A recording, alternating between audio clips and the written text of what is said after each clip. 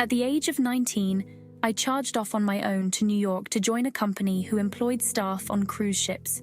It was my dream, and so off I went. I saw so many places, and it really is the most spectacular way to live life and to earn a living at the same time. I look back now and realize just how fearless that 19-year-old girl was, and even now I am amazed at the boldness of my moves. When I returned from the ships, I came home and, to be honest, I was a little restless. Not long after, I met a Canadian boy, and a year later, when his visa was up for expiry, the natural move was to Canada. I had been there around 2 years when my grandfather got sick. I read email after email about his deteriorating condition, and all I could do was cry helplessly. We struggled financially in Canada, and there was no way I could afford to fly home.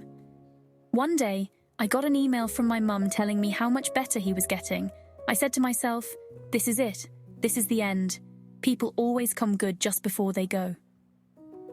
I didn't voice this to my mum.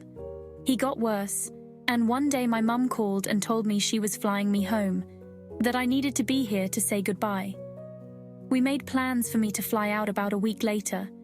I went to work and they gave me a hard time about taking the time off, until I told them I wasn't asking for the time off. I was taking it, that I wasn't missing this for their sake. And so, they conceded. I was pretty homesick and excited to come home. I hadn't seen my family in nearly 2 years. The morning I was due to fly out of Halifax, I woke up about an hour before my alarm. I thought I saw a guy at the corner of my room smiling at me and waved at me as if he knew me after soon, which he disappeared.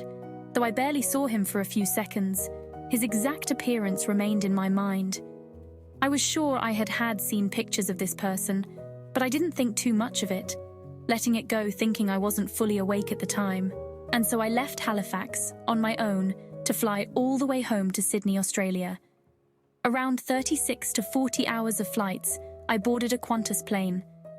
Qantas is an Australian airline. Their logo is the kangaroo. Their theme song at the time was I Still Call Australia Home, originally written and performed by the boy from Oz himself, Peter Allen. I was suddenly surrounded by Aussies. I sat down, and they had the theme song come onto the screens with the kangaroos bouncing along, and let's just say I was a hot mess. This girl was coming home.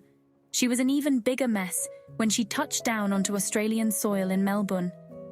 5 hours later, I had mostly pulled myself together, and I landed in Sydney. Greeted by my parents, I was anxious to get to the hospital to see my granddie. They said, let's just go home first, you can shower and we will go. I didn't want to wait, but there was no bargaining. Home it was. They sat me down and I kept impressing that I wanted to go and see him now. We were wasting time. And suddenly it dawned on me. There was only one reason they wouldn't take me straight there. I was too late. I didn't get here in time. I didn't make it home to say goodbye. I said to my mum, is he gone? Yes, love. I'm sorry, but he is gone, she replied. Immediately I connected the dots. The man I had seen was him, not as I had known him in life, but as a young man. I told my mum that I had seen him, that he was there in my room, smiling at me, that he was young. Over the years, all of the grandchildren had travelled, lived overseas and come back home to settle. I was the only one who wasn't home. I guess in a way, I did get to say goodbye.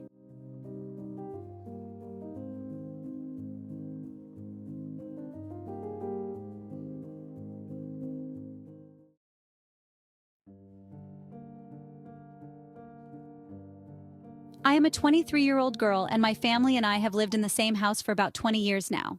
Ever since I was little, I remember feeling some entity's presence from time to time. I just did not want to admit to myself what it was. About 2 weeks ago, I started to feel light touches at night. Something would touch me lightly on the shoulder, arm, or foot. One night, I woke up and started to feel the touches. And then I suddenly heard a man's voice in my head. It said hello very clearly. It felt like a young man around 30 years old. That scared me so much I had to go to sleep near my mom.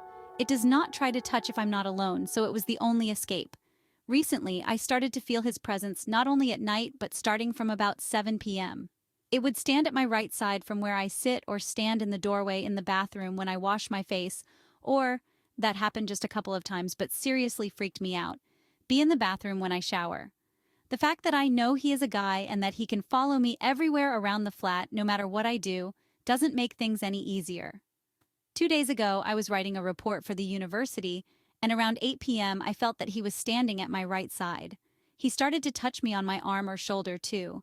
As much as I was freaked out by this, I decided to talk to him. I told him I was scared of his touch and asked him to change it to a blow of air, like touching me with the air. He did, and I started to feel him as cold air near my right hand. Then I asked him not to follow me to the bathroom and not to stand in the doorway there, but allowed him to put his thoughts into my head. I asked him to tell me his name, and he offered me two to choose from. After some time, he mentally led me to listen to Norah Jones's song Man of the Hour on YouTube and said that this is what he is. In short, the song was about a loyal friend who would never betray and always means well. After I listened to it, I felt at ease with his presence and was able to concentrate on writing my report. Sometime later, he told me he is here to soothe me, probably because of my final university year and the stress associated with it. Then I felt a pat on my head. That seemed nice. I thanked him and asked for how long he has been around my flat.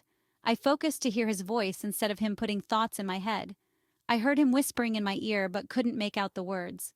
Then a thought came saying later on, which meant we would talk later on when I'd be in bed ready to sleep. Everything seemed nice, so I opened up to listen to him before I would fall asleep.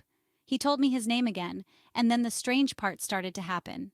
Trying to listen to him, I started to hear a lot of whispers in both of my ears, like that psh sound when you are trying to find a radio station on the radio. It scared me, and I said I would talk to him tomorrow because I was tired. I was falling asleep, but the sound in my ears became louder, and I heard him saying my name and that he loves me. That empathically felt very sincere but desperate, and I thanked him and again said I would talk to him tomorrow. Then another voice angrily screamed, "Oh yeah, she will talk," sarcastically, and it felt like an old dirty street beggar. Then there was a bit of a voice of a little girl in the background, and then my ghost started to whisper soothingly, "I will always be with you. I'll never leave you." By this time, I was in panic and started to do energy shielding. That didn't help to stop voices talking and whispering in my head, and I started to ask higher powers to help and wished not to hear entities, their voices, or touches. After about 5 minutes of me shielding and asking for protection from above, it all subsided. Yesterday, I mentally talked to him before going to sleep, and he told me he was a soldier who was killed by a mine accidentally, and he didn't want to die. He also told me I look as pretty as then, probably referring to my past life. He also asked to make love with me or to kiss him. I replied that it would not be right and that I have feelings for another living man, referring to my boyfriend. While talking, he would also lay next to me or even on my back. I heard a voice of another man asking, "How is it going?" and him replying, "Oh well, she is ignoring me," as they talked about me. I asked him to show me more about himself in a dream, as it feels quite stressful for me to talk to him while I am awake. So this night, I was shown that I possibly was his wife in the 1920s, but he was not a very caring husband, although not violent. We had 3 children together, and by the time my youngest child was about 5 or 6 years old, I fell in love with another man. I think it was after my ghost, my past life husband, was killed. Learning all this, I concluded that he can't let go of his accidental death and the fact that he can't be with me in real life. I want to help him to let go and go to the upper realms, but at the moment I don't know how.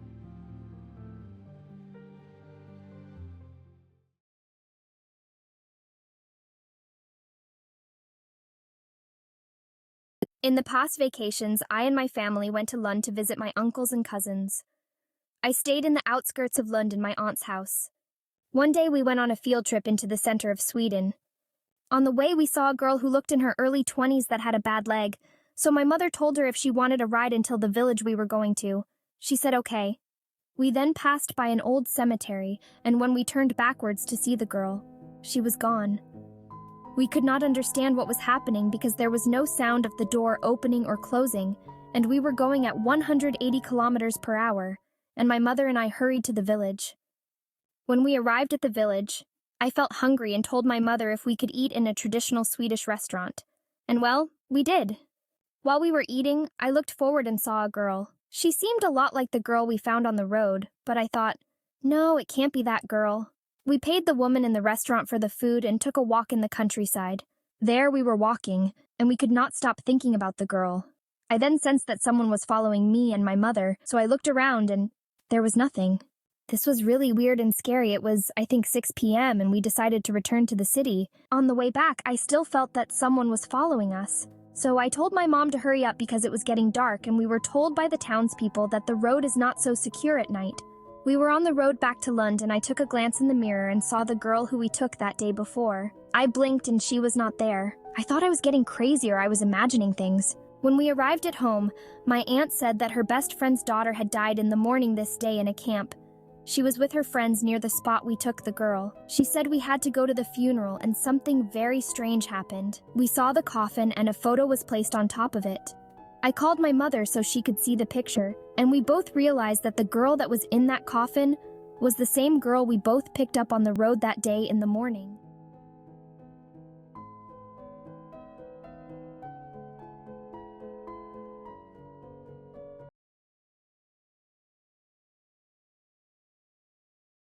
This is one of our most recent experiences and one I love. My son is 9. He is very clever, though. Shows quite a few autistic traits, but hasn't been diagnosed as of yet.